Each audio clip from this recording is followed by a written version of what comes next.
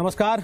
जी news पर आजादी की सालगिरह मनाने के लिए हमारे साथ मौजूद हैं बॉलीवुड के सुपरस्टार शाहरुख खान। स्वागत है शाहरुख आपका जी न्यूज में। Thank you very much. Thank you, बहुत बहुत धन्यवाद रोहित। एक लाइन मैं बोलता हूं, मुझे लगता है कि उसकी अनुवाद जो है अब आप बेहतर बता पाएंगे। वणक्कम नान Rohit. Same to you, no returns. Thank you. तो शाहरुख की चेन्नई एक्सप्रेस बॉलीवुड की अब तक की सबसे तेज रफ्तार गाड़ी साबित हुई है। इतनी तेज रफ्तार जिसको कोई अभी तक तो कम से कम छू पाएगा आसपास आने वाले दिनों में, ऐसा दिखाई नहीं देता। हम उसकी भी बात करेंगे, साथ ही आजादी के जश्न की भी बात करेंगे और आपको आज यहां शाहरुख का डबल रोल भी दिखाएंगे। इनके साथ साथ इनका 16 साल पुराना रूप भी दिखाएंगे। तब कैसे थे, कैसी बातें करते थे और आज कैसी बातें करते हैं। तो शुरुआत करते हैं। शाहरुख, आजादी के जश्न का मौका है और आप कामयाबी की बुलंदियों को छू रहे हैं, लेकिन 15 अगस्त की आपकी यादें कैसी हैं? आजादी के दिन की आपकी यादें कैसी हैं? आप उस शहर में पले बड़े हैं जहां की आजादी का जश्न देखने के लिए देश भर के लोगों की नजरें सुबह 7 बजे से टीवी पर लग जाती हैं। जी हाँ, मेरी जो यादें हैं वो रेड फोर्ट से जुड़ी हुई हैं। मेरे मदर फादर जो थे, वो my father is one of the youngest freedom fighters for the country. स्वतंत्रता के सेनानी हैं और बहुत किस्से कहानियाँ वो सुनाते थे मुझको इंडिपेंडेंस की। और तो हमारे घर में जो माहौल था, उनके दोस्तों की वजह से जो भी फ्रीडम फाइटर थे, खुद सीनियर फ्रीडम फाइटर्स दीवान साहब और सब, उनके घर जाता था मैं, चांदनी चौक में, करोल बाग में। तो 15 अगस्त और 26 जनवरी की जो परेड थी वो लाजमी थी कि हम लोग देखें। तो बहुत अच्छी थी, बहुत खूबसूरत है, टीवी पे तो बहुत ही अच्छी लगती है। लेकिन सुबह 4 साढ़े 4 बजे जाना पड़ता था और तब तो ऐसी प्लास्टिक की पानी की बोतलें भी नहीं होती थी, तो अपनी वाटर बॉटल लेके जाना पड़ता था। और रेड फोर्ट पे बहुत धक्कम धक्की होती थी एंड नीचे खड़े होकर प्राइम मिनिस्टर जी का भाषण सुने। और उस वक्त छोटे थे तो बहुत सारी चीज़ें समझ भी नहीं आती थी, लेकिन क्योंकि ऐसी फैमिली में थे जहाँ पे बहुत प्राइड था देश को लेकर, देश की आज़ादी को लेकर। तो my first memories are the 26th Jan parade and having to listen to the Prime Minister's address on Independence Day at the Red Fort. अब भी मैं करता हूँ वो, लेकिन अभी मैं आप लोगों के टेलीविज़न चैनल पे ZTV के जब रिप्ले आता है शाम को, क्योंकि सुबह उठना थोड़ा कठिन हो जाता है, इतना जल्दी जल्दी उठना, तो मुझे माफ़ कर दीजिएगा अगर लगे आप लोगों को मैं गलत बोल रहा हूँ। लेकिन बच्चे भी 7 बजे 6 बजे उठते नहीं हैं, तो उनको उठा के शाम को मतलब आराम से मैं रिप्ले में दिखाता हूँ। आप अपने पापा की तरह फ्रीडम फाइटर तो नहीं हो पाए, आपकी उम्र नहीं है उतनी। फाइटर हूँ मैं, फिर फाइटर है, फ्रीडम फाइटर नहीं है। लेकिन आपके बच्चे शिकायत नहीं करेंगे कि आपके पापा ने जो चीज़ आपको दिखाई आपने मिस की, जबकि आप इतने लविंग फादर हैं, आपने अपने बच्चों को परेड वैसे नहीं दिखाई। नहीं, अभी वक्त है, ज़रूर लेकर आऊँगा इंशाल्लाह। मैं दिल्ली लेकर आऊँगा। दिल्ली में हमारा घर है और दिल्ली में मेरी सारी पैदाइश हुई है। तो अभी थोड़े से बड़े हो जाएं, क्योंकि तब जब छोटे थे तो वो जो गोद में लेके बच्चों को घूमने का माहौल है ना 15 अगस्त को, वो थोड़ा तकलीफदायक है मेरे लिए कि ऐसा लेके घूमो, ऐसे दूध की बोतल मुंह में डाल के। तो अभी वो थोड़े बड़े हो गए, तो इंशाल्लाह 1-2 साल के अंदर जरूर लेकर आऊँगा। और क्या यादें हैं आपकी 15 अगस्त से? दिल्ली से कभी पतंग उड़ाई? पतंग बहुत उड़ाई मैंने। हम बड़ा वो अभी एक पिक्चर आई थी काई पोचे, तो मुझको ऐसा, हम दिल्ली में आईबो काटे बोलते थे जी, आईबो काटे ऐसा करके। और पतंगे लूटी ज़्यादा हैं, उड़ाई कम है। और हम छोटे थे तो हमारे जो दोस्त थे दिल्ली में, जैसे सबके नाम होते हैं, गिट्टी, बिट्टू, पिंकी, लोधी, कालू, आलू, ऐसे बैटरी, ऐसे नाम थे सबके। छेड़े थी सबकी, दिल्ली में छेड़े होती हैं, तो ऐसे छेड़े थी। और वो जो थे वो बड़े थे थोड़े हमसे, तो वो जो है छत पे पतंग उड़ाते थे हम, या तो वो पकड़ते थे, क्या कहते थे इसको, चरखी, और या फिर हम जो है, हमें उनकी कट जाती थी तो वो हमारे को लूटने के लिए भेजते थे। तो ऐसा वो सड़कों पे सब मिट्टी विट्टी, ऐसे घुटनों में चोट लगती थी। और कभी कभार ऐसे पेड़ के ऊपर चुपचाप से पतंग को मांझा लटक रहा होता था, तो देखते थे अरे यार इसके पीछे पतंग भी होगी। तो हम जो छोटे थे हम सब वो सारी पतंगे लूटते थे और लेकर आते थे, और फिर जो बड़े वाले थे उड़ाते थे, फिर कटवा लेते थे। तो बहुत परेड होती थी। तो उड़ाना इतना अच्छा नहीं आता है मुझे वो चरखी पकड़ना बहुत अच्छा आता है और पतंग लूटना अच्छा आता। तो आपने सड़क टू सड़क पतंगे लूटी हैं, छत टू छत नहीं लूटी कभी, एक छत से दूसरी छत कूद कर?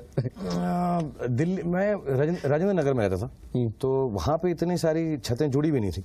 आपने सबकी छेड़ बताई, अपनी नहीं बताई, आपकी क्या छेड़ थी? मेरे को मेल गड्ढा बोलते थे। मैं बहुत तेज भागता था, तो मेल गाड़ी की तरह। एक्चुअली उस दिन मैं ट्वीट भी पढ़ा था, तो अमित जी ने लिखा था चेन्नई एक्सप्रेस नहीं, चेन्नई मेल। तो मुझको ऐसा याद आया कि मैं मेल गाड़ी बोलते थे मुझे, मेले। ऐसे हम दिल्ली में जब एक दूसरे को बुलाते थे तो चिल्ला के बुलाते थे, ओ मेले ओ। तो ऐसा एक दूसरे को हम ऐसे घर के बाहर जाके, I don't know if you people still do it और नॉट, बट दिल्ली में ऐसे ही बुलाया जाता था कि ओ गिट्ठी। तो मेला बोलते थे क्योंकि मैं बहुत तेज भागता था। आपकी इतनी सारी यादें जुड़ी हैं दिल्ली से, लेकिन ऑन अ सीरियस नोट, क्योंकि हम आज़ादी के दिन पर बात कर रहे हैं, एज अ इंडिविजुअल आपने जिस तरीके से ग्रो किया है, आप अपने देश को देखते हैं कि उसने उस तरीके से पिछले 40 साल में, 42 साल में, जब से आप समझते आए, ग्रो कर पाया कि नहीं? आई थिंक बैठ के अगर हम एनालाइज करें और सोचें, जिस नज़रिए से देखेंगे उस नज़रिए से हमको दो पहलू ज़रूर दिखाई देंगे। अगर हम ये सोचना चाहते हैं कि बहुत कुछ हो सकता था, नहीं हुआ है, उस पहलू से हम जो है थोड़े सिनिकल हो सकते हैं, एंग्री हो सकते हैं, डार्क हो सकते हैं। और ज़रूरी है वो आवाज़ होना, स्पेशली युवा पीढ़ी में वो आवाज़ होना बहुत ज़रूरी है कि अगर कुछ गलत लग रहा है, चाहे वो करप्शन का मैटर है या लड़कियों के साथ जैसा माहौल रहता है कभी कभार, या जॉब या एजुकेशन, जो इश्यूज़ हैं देश में, अगर उनको हम देखें तो एक नज़रिया ये है कि बहुत कुछ हो सकता था। लेकिन इतना बड़ा देश है, इतना विस्तार देश है, इतनी चीज़ें हैं यहाँ पर, इतने सारे लोग हैं, इतने कल्चर हैं, इतनी भाषाएं हैं, इतने प्रांत हैं, और इतने झगड़े हैं, इतने रिलीजन हैं, इतनी प्यार है, इतनी मोहब्बत है, इतना तकरार है। सो आई थिंक होते होते हो जाएगा, ये नज़रिया मैं ज़्यादा अपनाता हूँ। क्योंकि या तो हो सकता है कि मेरी ज़िंदगी माशाल्लाह इतनी अच्छी रही, मैं मिडिल क्लास लड़का हूँ, पढ़ लिख कर मैं मुंबई गया हूँ, मैंने काम किया है और मुझे बहुत कामयाबी हासिल मिली। और कामयाबी इसलिए नहीं कि पैसा कमाया या नाम, बट अपनी सोच को आगे करने की। तो जिस देश के अंदर किसी भी जवान लड़के या लड़की को उसकी सोच को आगे करने की क्षमता है या अलाउंस है, आई थिंक दैट देश इज़ फैंटास्टिक। तो हमारे देश में मुझे ऐसा ज़रूर लगता है कि आज तक अगर मैं जो सोचता हूँ, क्योंकि जितने यंग लोग हैं उनको अलाउंस है इस बात की कि जैसा सोचना चाहें, जैसा आगे बढ़ना चाहें, if that is allowed, I think this nation has done well. But there will be issues and I think the voice should be there. और जो यंग लोग हैं सिनिकल ना हो, एंग्री ना हो, डार्क ना हो, लेकिन इश्यूज के बारे में कंस्ट्रक्टिवली बात करें। आप बहुत से लोगों के रोल मॉडल हैं, वो चाहे फिल्मी पर्दे पर हों, बहुत से लोग रियल लाइफ में आपको जब देखते होंगे कि कैसे इसने ग्रो किया है इंसान ने, तो वो भी ग्रो करने का आपकी तरह सपना देखते होंगे। कभी आपको लगा नहीं कि आप फिल्मी पर्दा छोड़कर लाइफ में वो रास्ता पकड़ें जहाँ पे एक्चुअली आप लीड कर पाएं, आप एक लीडर बन पाएं, चाहे वो पॉलिटिक्स के जरिए हो या किसी और तरीके से? कभी आपने सोचा ऐसा? आप इनसे पूछ लीजिए, कुर्ते पजामे में अच्छा लगूंगा क्या? ऐसा टोपी वोपी पहन के नहीं, मुझे लगता है कि जिस भी आदमी की, औरत की जो एक्सपर्टीज़ है, वो अगर सब लोग फॉलो करते रहें, तो मैंने पॉलिटिकल साइंस या पॉलिटिक्स पढ़ा ही नहीं। मैं समझ लेता हूँ आपके न्यूज़ के ज़रिए या न्यूज़पेपर्स के ज़रिए, थोड़ा बहुत लोगों से बातचीत करके, लेकिन मेरी उसमें एक्सपर्टीज़ नहीं है। तो जो डॉक्टर का काम है, अगर उसी एरिया के अंदर वो आगे बढ़ते रहें, तो मैं एंटरटेनर हूँ, एक्टर हूँ, तो मेरी कोशिश ये रहेगी कि सिनेमा को, देश के, उसको आगे बढ़ाऊँ। मैं उसको छोड़ दूँ और एक नई चीज़ ले लूँ क्योंकि मैं पॉपुलर हूँ, लेकिन उस काम को नहीं जानता, तो आई थिंक वो गलत होगा। मुझे ऐसा लगता है कि भाई लोग मुझे बहुत प्यार करते हैं, पसंद करते हैं, लेकिन क्यों करते हैं? क्योंकि मैं एक्टिंग करता हूँ, लोगों का दिल बहलाता हूँ, एंटरटेन करता हूँ। लेकिन उस फॉलोइंग को लेकर मैं ये सोचूं कि मैं लीडरशिप करूं, अनलेस मेरे को इस बात का इल्म है या मुझे बिलीफ है। तो अभी इस उम्र में जब तक मैंने काम किया है, मुझे ऐसा लगता है फिल्मों में मुझे बहुत चीज़ें अभी मेरे को बढ़ानी है। हमारे देश का नाम एटलीस्ट एंटरटेनमेंट में दुनिया के मैप पर लेकर आना है, और इंशाल्लाह मैं कोशिश यही करता रहता हूँ। बियॉन्ड दैट मेरे फील्ड में मैं लोगों को बहुत प्रेरित करता हूँ, मुझे लगता है, और उनको चांस देता हूँ और चाहूँगा कि वो उसमें बढ़ें। एज अ पॉलिटिकल लीडर और एनी अदर फैसेट मैंने अभी तक सोचा नहीं है, लेकिन जब शायद ये काम कर लूँ, अगर कभी झुकाव हुआ, समझ हुई झुकाव से ज़्यादा, तो तभी मैं ट्राई करूँगा, नहीं तो नहीं। हिंदुस्तान आज की तारीख में दुनिया के सबसे यंग मुल्कों में से एक है, जहाँ युवाओं की तादाद सबसे ज़्यादा है, और एक यूथ आइकन होने के नाते आप जब पॉलिटिक्स की तरफ देखते हैं, इस देश की लीडरशिप की तरफ देखते हैं, आपको लगता है कि आपका स्टार स्टेटस किसी की पॉलिटिक्स को बढ़ाने में मदद करे? हमने आपको कभी किसी के लिए वोट मांगते हुए नहीं देखा, हमने आपको कभी किसी के लिए कैंपेनिंग करते हुए नहीं देखा, क्योंकि हमें लगता है कि हर पॉलिटिकल क्लास हो, कोई थॉट हो, कोई रिलीजन हो, वो सब आपसे एक बराबर प्यार करते हैं। पर कहीं आपने कभी अपने मन में झुकाव महसूस किया कभी किसी के लिए? मेरा झुकाव हर उस पॉलिटिकल लीडर, उस बिलीफ के लिए है जो सेक्युलर है। आई थिंक हमारे देश में 2-3 चीज़ें हैं जिनकी सबसे ज़्यादा इम्पोर्टेंस है। पहली बात आई थिंक एजुकेशन की।